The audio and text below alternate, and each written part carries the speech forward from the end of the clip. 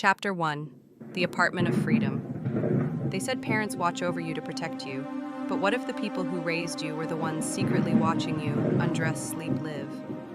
The night I found the hidden camera blinking above my bed, I realized the danger wasn't outside my home, it was my family. My father sold security systems to make people feel safe. He just forgot that safety without respect is control.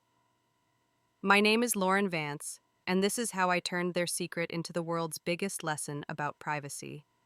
When I moved into my first apartment in Seattle, I thought freedom finally meant silence. No lectures, no rules, no one watching me. I was wrong about that last part. The first morning there felt almost sacred. Light spilled through the big windows of my new place on Queen Anne Hill, washing over the empty walls like a promise. The city hummed outside, but it was a soft kind of noise, the kind that made me believe I could finally breathe without permission. I brewed my own coffee barefoot on cold tile, smiling at the sound of quiet. No footsteps pacing the hallway, no mother asking where I was going, no father reminding me to keep my phone location on. Just me, finally me. I'm Lauren Vance, 28, a freelance interior designer. My work is small but steady remodels and decor for local cafes and family homes. My parents live 3 hours south in Portland, Oregon. My father, Richard, runs a company called Haven Secure Technologies. Their commercials play everywhere, promising smarter, safer homes. My mother, Helen, is a retired teacher who fills her days baking and oversharing on Facebook. My older brother, Mark, sells insurance and has always been their golden child. Growing up in that house felt like living inside a rule book. Curfews, weekly phone checks, a GPS tracker on my first car. Every conversation began with a warning and ended with guilt. When I finally saved enough to move out, it wasn't just about space, it was about breathing without being corrected. For the first few weeks, life in Seattle was exactly what I dreamed of. Mornings started with sunlight, and the smell of coffee evenings ended with jazz on low volume and a glass of wine. I worked from my small desk by the window, rearranging color palettes and sketching room layouts for clients. I called my mom on Sundays out of habit. She always asked the same questions. Are you eating enough? Do you lock your doors? Maybe you should get one of your dad's new systems. I'd laugh it off. I didn't need my father's technology to feel safe. Then little things began to feel off. One night as I brushed my teeth, the light above the mirror flickered, then turned off completely. I hadn't touched the switch. I replaced the bulb the next day, but that same evening the light turned itself back on. I blamed wiring. Seattle apartments are old, right? A few days later, I noticed something stranger. The throw pillow on my couch, the one I always leave on the left, sat perfectly centered. My mug collection, usually messy, had been rearranged by size. I told myself maybe I did it absent-mindedly. Still, something in me tightened. One rainy afternoon, as I walked through the door, juggling groceries, my phone buzzed. It was Mom, FaceTiming me. She smiled before I even said hello. "You're home early today, honey." I froze. How did she know I just got in? I laughed it off again, said she had good timing, but the coincidence sat heavy in my chest. Over the next week, her calls always came the moment I stepped through the door. Once she commented on the weather outside my window before I'd even mentioned it. "Sweetheart, you should close your curtains when it rains, the light will reflect too much." My stomach turned cold. That night, while scrolling on my laptop, I noticed something on the Wi-Fi list. A connected device I didn't recognize, Carter Home Hub. My router wasn't fancy, just a standard setup. I clicked remove device and it disappeared, but the next morning it was back. I thought about calling my dad to ask if it could be one of his company products, but something told me not to. Instead, I called Ethan. We met in college at Oregon State. He works in cybersecurity now, the kind of guy who can spot a fake login attempt from a mile away. "Sure," he said over the phone, "I can stop by tomorrow after work. But Lauren, unplug the Wi-Fi tonight." "Okay, just in case." He came the next evening carrying a laptop and a small black toolkit. While he ran a scan on my network, I made coffee pretending I wasn't shaking. He frowned at the screen, then looked at me. "You've got a live connection from an external device," he said slowly. "It's broadcasting through your ceiling light. There's a small camera module there. Do you mind if I check?" My throat went dry. I nodded. He climbed onto a chair, unscrewed the fixture, and pulled down a tiny black lens the size of a fingernail. A wire trailed into the ceiling. He connected it to his laptop. "It's streaming," he murmured. "The feed runs through a corporate domain, havensecure.com. He looked at me carefully. "That's your dad's company, right?" For a moment, I couldn't breathe. I sat on the edge of the couch, gripping my mug until it burned my palm. My voice came out small. Are you sure? Ethan turned the screen toward me. There it was, the registration tag, Vance at havensecure.com, my father's work email. We stared at each other in silence, the only sound the hum of the fridge. The room that had felt so peaceful an hour ago now felt like a stranger's space. Ethan finally said, Lauren, this isn't a fluke. Somebody installed this, deliberately linked it to your home network, and accessed it remotely. That's illegal in Washington without consent. Illegal. The word echoed in my head. My parents built a life around the idea of protection. My father's whole company preached safety privacy control. And now the same man who sold peace of mind to strangers had been watching his daughter in secret. I didn't cry, not yet. I just sat there staring at that tiny camera lying on my coffee table, its black lens staring back at me like an open eye that refused to blink. That night, I unplugged every smart device in the apartment. The silence felt heavier than before, like the walls were holding their breath with me. I turned off the lights and sat by the window watching rain trace lines down the glass. My reflection looked back, pale and still.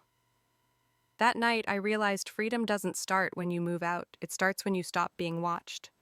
Chapter 2. The Violation. I wasn't sure how long I sat staring at that tiny black lens on my coffee table, but when the morning light began creeping through the blinds, I reached for my phone. My hands were steady. I scrolled through my contacts and pressed Dad. The line rang twice before his familiar, confident voice filled the air. Lauren. Everything all right? I didn't hesitate. Did you put cameras in my apartment? There was a pause long enough for me to hear my own heartbeat. Then his voice softened into that practiced tone of concern. It's for your safety, Lauren. That neighborhood isn't safe. My breath caught. You installed surveillance equipment in my home, Dad. That's not protection, that's illegal. Helen's voice chimed in faintly from the background, calm and clipped. If you didn't have secrets, why would you care? Something inside me cracked. I wanted to scream to tell them how it felt to have every inch of my life violated, but instead I just whispered, I can't believe this, and hung up before the tremor in my voice could betray me. The silence that followed felt unbearable. I unplugged every device, covered every lens, even taped a towel over the smoke detector just in case. I sat in the middle of the room, knees pulled to my chest, feeling the walls press closer.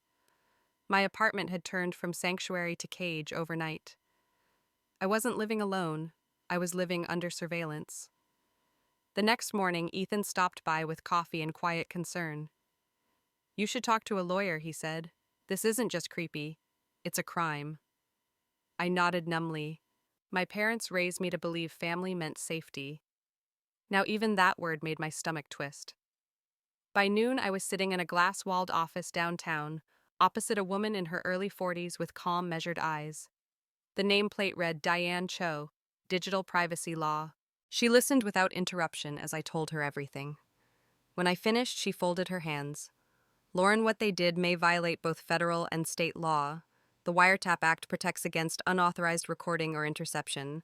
Washington and Oregon also have all-party consent laws. That means both sides must agree to be recorded or monitored. I rubbed my temples. So this isn't just invasion of privacy. It's criminal. Potentially, yes. But to prove intent, we need clear evidence that your father controlled those devices, purchases, registration, or remote access logs. I exhaled slowly. My father runs Haven Secure Technologies. Everything in that system traces back to him. Diane nodded. Then we start there. She outlined steps in a calm, methodical tone. Secure the devices, preserve network logs, maintain a chain of custody for every file. If he's accessing the cameras remotely, that activity will leave digital fingerprints. When I left her office, the city air felt sharper, colder. My fear had begun to shift, no longer the dizzy panic of being watched, but something more focused. That night, Ethan returned with his laptop. You ready? He asked. As I'll ever be. He connected to my router, fingers moving fast. Within minutes, a new address appeared on his monitor. Look at this admin portal username, Carter Admin01. That's your dad's corporate account.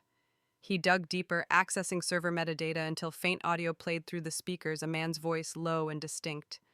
Helen switched to camera 2. My breath stopped. I didn't need confirmation. It was them. Ethan looked at me. We've got enough to start a digital trail. Logs show remote access times, IP addresses, even recordings stored on a Haven Secure cloud folder. I nodded slowly. Save everything. Duplicate it. Encrypt it. He smiled faintly. Already on it. Hours passed. Outside, rain streaked the windows, neon lights rippling across puddles. Inside the apartment glowed blue from his laptop screen, lines of code scrolling like quiet revenge. When we finished, I called Diane. Her voice stayed steady even when mine shook. Keep those files untouched, she instructed.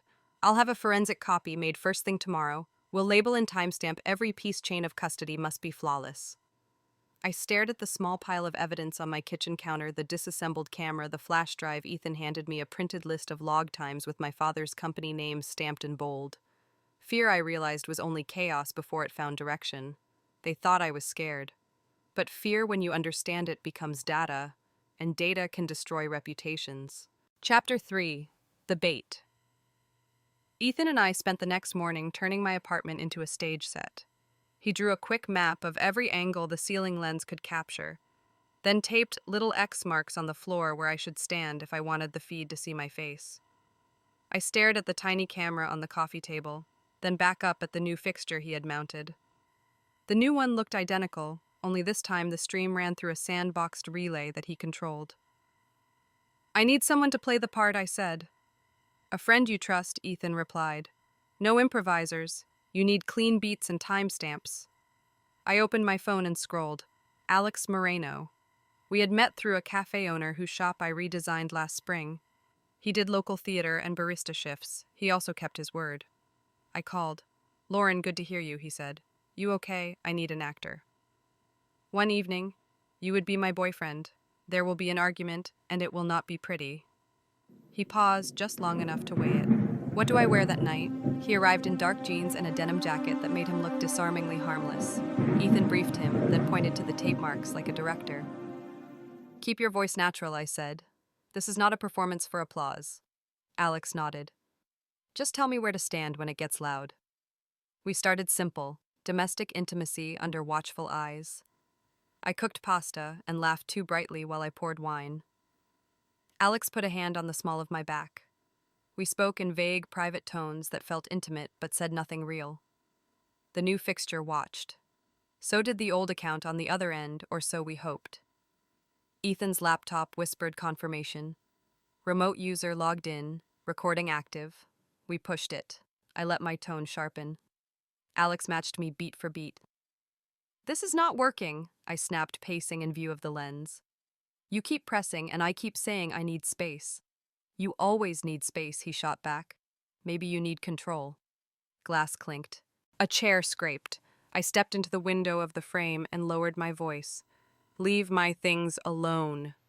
He stepped closer. Or what? I held his gaze, then turned away and wiped my eye. It was not a tear, just the memory of one. Ethan lifted a hand from the laptop, counting down with his fingers. 3, 2, 1. He mouthed. We got a spike. We reset the room to neutral for the second act. Hushed apologies, careful touches, awkward laughter. I tucked a strand of hair behind my ear the way my mother loved to critique and let my shoulders slump as if I were softened by love. It felt like speaking into a confession booth with the door wide open. The next morning, my inbox pinged. A message addressed to hello@vanceinteriors.com. No signature, no phone number. The subject line read, Client Conduct Concern. Your contractor is engaging in inappropriate behavior with a male guest in the unit. Loud argument, possible property damage. You should reconsider working with her. Not safe or professional. I forwarded it to Ethan and Diane, then read it again. The phrasing had my mother's discipline, the moral judgment, the absence of evidence. My phone rang before I could respond. Mr. Green, the landlord.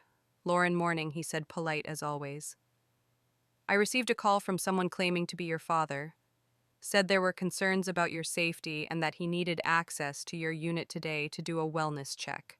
I told him to pound sand without your written permission. Heat rose in my face and then settled, cool and precise. Thank you for calling me first. If he shows up, please do not let him in. If he persists, call me and I will call the police. You got it, he said. For what it's worth, I believe you. You pay on time. You're respectful. This feels like control, not care. After we hung up, Ethan swiveled his screen toward me. The portal shows 2 remote sessions last night, one labeled admin, one labeled guest viewer. That second one is new. It originated from a residential IP in Portland, same provider your parents use, and this morning the admin tried to switch feeds. Listen. He played a short clip, my father's voice low and commanding. Helen switched to camera 2. My hands went still on the edge of the table. He had always sounded most gentle right before he did something unforgivable. Now we make it official, I said. Ethan's smile was thin. Fish time. We drafted a short internal memo, styled like a firmware bulletin from Haven Secure. Subject line Maintenance Advisory. It explained that a patch was required to fix a known vulnerability in SmartHub Pro devices. It linked to a portal that would do nothing to my network, but would capture metadata from any machine that accessed it. We sent it to my father's corporate address, the one scrawled across 100 trade show banners. I did not expect it to work. He was cautious at work, paranoid at home. He clicked within 9 minutes. Ethan's monitor filled with lines, IP address, geolocation triangulating to an office park outside Portland, device model, browser version. Then, like a gift, the laptop microphone captured a short automatic authentication note when he approved the install with voice. "This is Richard Vance from Haven Secure," he said. My skin prickled. The system saved the audio, then mirrored it to an encrypted folder. Ethan leaned back. "We have his voice, we have the IP, we have the timestamp, and we have the admin action on the portal overlapping the click. Send a copy to Diane," I said. "I want her to start the chain of custody now. Full logs, hash signatures, off-site backup." He nodded and began the transfer. Every file received a label, a checksum, a mirrored copy, to a drive marked Evidence 1. Diane replied within minutes. "Preserve originals, no edits. My forensic vendor can image the devices this afternoon. Good work." For a few minutes the apartment was quiet, except for the patter of rain and Ethan's typing. I walked to the window and watched a couple hurry by under a shared umbrella. I envied their ordinary problem. Then my phone buzzed again.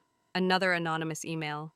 Same clipped voice dressed as text. It read, "Think carefully about the company you keep before it costs you your reputation." I breathed in and out slow, and even then took a screenshot and filed it with the others. I could almost hear my mother reading it aloud with her softest voice. She had always believed sugar hid the poison better than salt. "Time to change the rules," I said. Ethan swiveled. "What did you have in mind? A place where people like me can speak without being talked over. Where the story is not dismissed because it happens inside a family." We bought a domain that afternoon, Safe Home Project. The landing page was clean and quiet. It asked a single question in plain black text. "Have you ever felt watched by the people who claim to love you?" Below it, a form for anonymous submissions and a button to upload evidence that would be scrubbed of metadata upon receipt. I wrote the first post from my couch as the sky darkened. I did not use names. I described a daughter who moved to Seattle to breathe and found a lens in her ceiling instead. I described a father who preached safety for strangers and ignored consent at home. I described a mother who kept her hands clean by handing him the gloves. I titled it, "They Watch Me Because They Love Me." Ethan proofed it for anything identifiable, then clicked publish. We went for a walk because sitting still was starting to feel like sinking. When we came back an hour later, the site had 100 visits, then 1,000.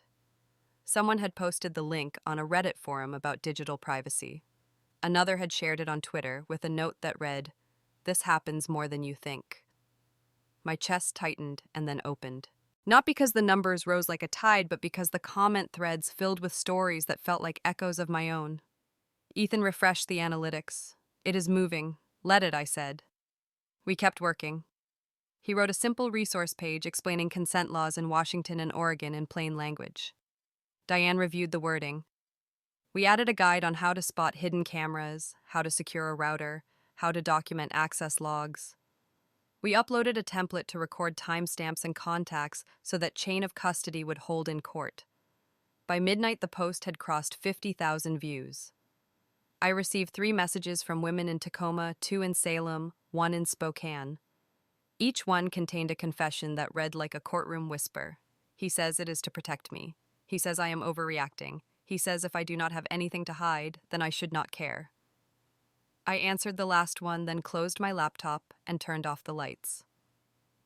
The apartment felt different, not safer, not yet, but no longer just a box built by someone else's rules. My phone buzzed on the counter, a calendar alert I had almost forgotten. Family brunch on Sunday. My mother insisted when we last spoke in June. I stared at the screen until it went dark. Ethan yawned and gathered his things. Get some sleep, he said. Tomorrow we package the logs with the voice file and the click data for Diane's courier. I walked him to the door. Do you ever feel like the walls listen? He smiled tiredly. Tonight, they learned how to answer. When the door closed, I stood in the quiet and listened to the rain. Somewhere in Portland, my father might be pacing or crafting an explanation, or telling himself a story where his daughter was still a little girl who needed protection from the world. I poured a glass of water and held it until the chill bled into my palm. They built an empire on surveillance. I just taught their own system to look back. Chapter 4. The Exposure. The morning the site crossed 100,000 views, Ethan arrived with pastries and a quiet nod. He set his laptop on my table, opened the editor, and said it like a fact. Time to publish the compilation. We had spent half the night stitching together a clear record. Short audio clips with my father's voice, the ceiling feed still frames with the lens marked the admin portal, screenshots, the metadata printouts, and the log lines that tied the click to his account. Faces were blurred, names were stripped, the captions were simple and calm. This is what unauthorized monitoring looks like inside a private home. This is how it sounds. This is where the access came from. When we hit upload, my stomach dropped and then steadied. The video sat there a moment like a stone on still water. Then the ripples began. Paula Jensen was first. She had messaged the night before with 3 questions that told me she had done her homework. I answered in plain sentences and asked that she keep my identity off the record for now. An hour after the video went live, she shared it with a headline that did not bite, but did not flinch. A case study in digital abuse inside American families. Her thread was measured and careful. She linked to our legal resources, not just the clip. By noon, the hashtag had a life of its own. Had parental privacy. Abuse climbed past cooking trends and celebrity gossip. People were angry, but more than that, they were precise. They quoted consent statutes. They posted screenshots of their own router logs.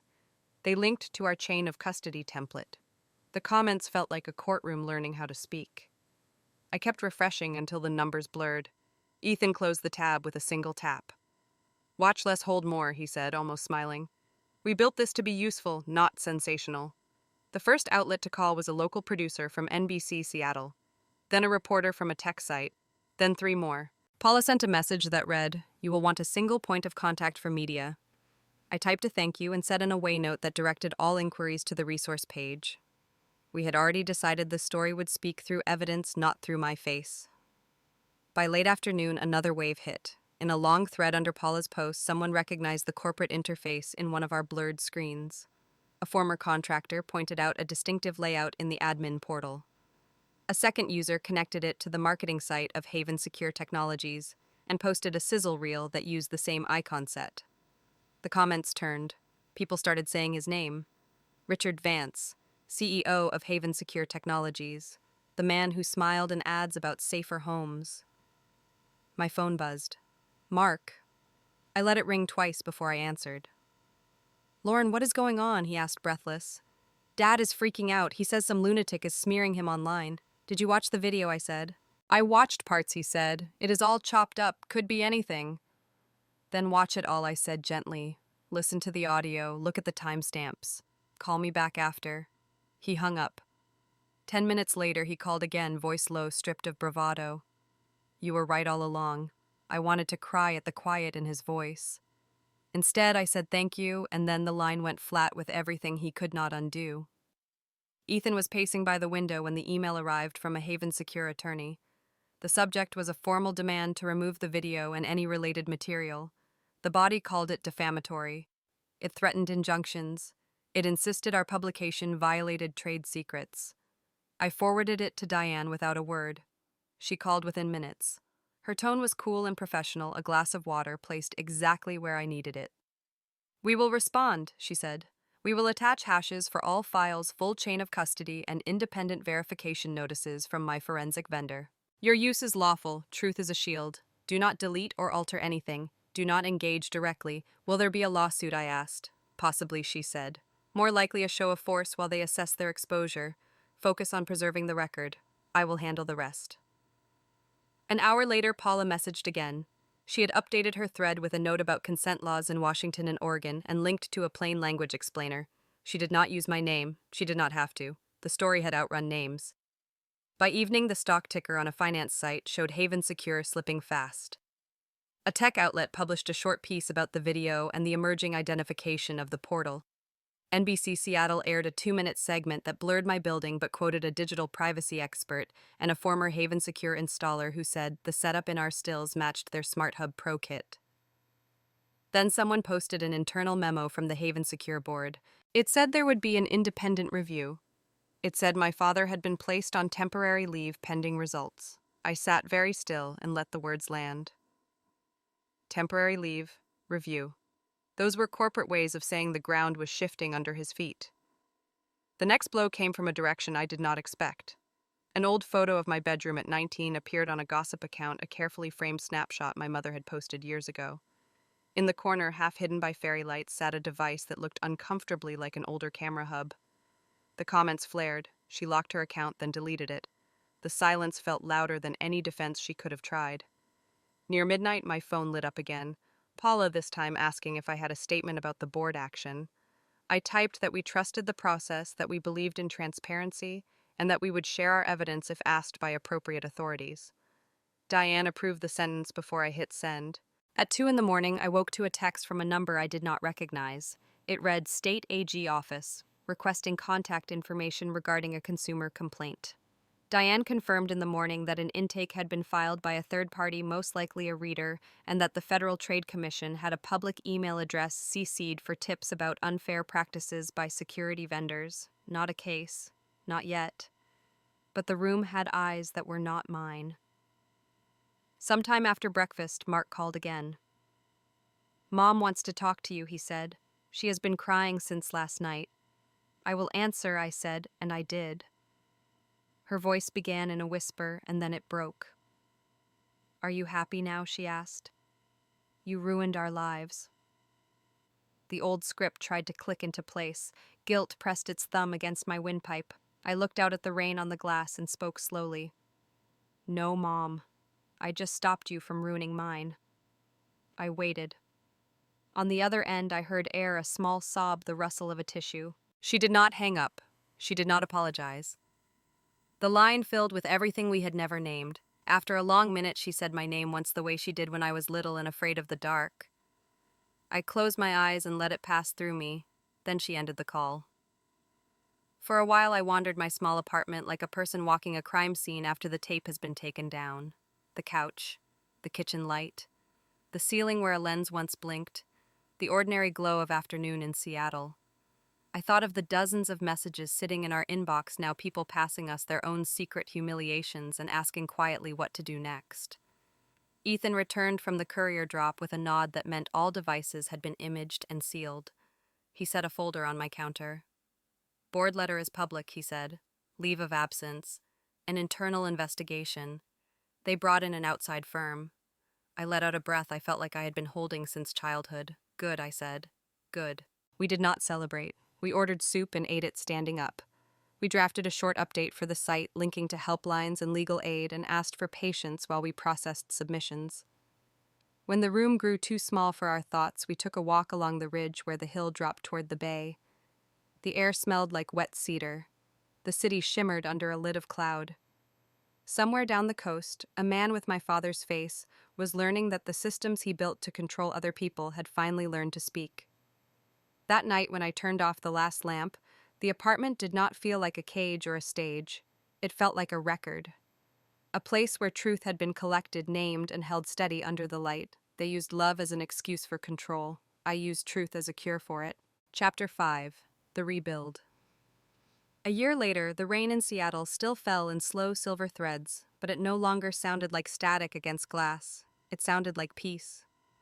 I stood inside the new studio I had built from scratch, a space filled with warm wood, soft light, and silence that belonged only to me. The sign on the front door read Sanctum Designs. The idea had started small, a few sketches and late-night notes about what a home should feel like when no one else was watching. Now it was a full design studio specializing in private, secure interiors for women who needed a place to start over. The first clients were survivors of digital stalking, some of them readers from Safe Home, who had written months before with messages that began, "I thought I was crazy." Now I know I am not alone. Ethan became my partner in more than just the business.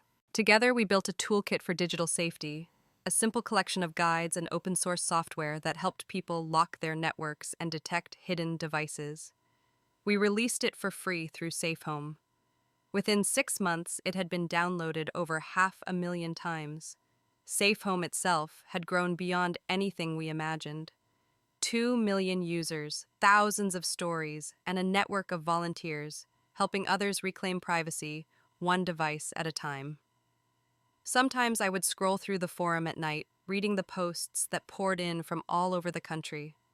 Women who had once whispered now spoke with certainty. Teenagers teaching their parents about consent.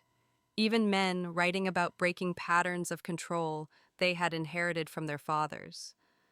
I learned that healing isn't about erasing the past. It is about building something stronger on top of it. When the invitation came from the Women in Tech conference in San Francisco, I hesitated for a week before accepting. I had not stood on a stage since college, but the theme caught me. Boundaries are not rebellion. It felt like something I would have needed to hear years ago. The auditorium was packed that morning, rows of faces glowing under soft white light. When my name was announced, I took the stage in a simple navy suit, the same color as the one my father wore in every company portrait. I placed my notes down but didn't look at them. "I used to think boundaries were walls," I said. "Now I know they are bridges that protect what matters." I spoke about the cost of silence, about the illusion of safety that comes from control, about how technology meant to protect can become a weapon when empathy is removed from its code. I told them that privacy was not defiance, that it was dignity. When I finished, the applause was quiet at first, then it rose like a tide. In the front row, I saw Ethan clapping, smiling, and next to him, unexpectedly, my brother Mark. He approached me after his expression soft and uncertain. "You turned our family's shame into something that helps people," he said. I looked at him for a long moment and nodded. Then maybe it was worth it. Later that afternoon, an email waited in my inbox. It was from Alex Moreno. We had not spoken since the staged argument a year before. He wrote, "I saw the video of your speech. I didn't know what you were planning back then, but now I understand. Thank you for letting me be a small part of something that mattered." Another email came from Paula Jensen. Her article published that morning was titled, "From Surveillance to Sanctuary." She wrote about Sanctum Designs, about Safe Home, and about the growing movement toward digital autonomy. She ended with a line that made me sit still for a long time. It said that justice can look like fire, but it can also look like rebuilding quietly and refusing to be afraid. That night I returned home to my new apartment, smaller than the last, but warm in all the right ways. There were no cameras, no routers that I had not installed myself, no invisible eyes in the ceiling. On the table by the window sat a framed certificate that read Digital Rights Advocate 2025. Next to it was a single photograph, one I had taken at dawn from the studio balcony. The city stretched out in muted gold, alive, imperfect, and free. I made tea and stood by the window as the first light spread across Seattle. Somewhere in that same light, my parents lived a quieter life now. Haven Secure had been restructured under new leadership. My father never spoke publicly again. My mother sent one letter 6 months ago, no excuses, no apologies, just 3 sentences. "I am learning to listen. I hope you are well. I love you still." I folded it once and placed it in a drawer. Some things can stay unfinished. I thought about the path that had brought me here, about the fear that had once filled every room I entered. Now that fear was data transformed into something useful, something that helped others protect their own walls, their own breath. Outside, the rain began again, steady and soft. I sipped my tea and whispered to the quiet around me. They wanted to watch my every move. Now the world is watching theirs. Privacy isn't rebellion, it's respect. If you have ever felt watched, silenced, or controlled, you are not alone. Share your story, protect your space, reclaim your peace.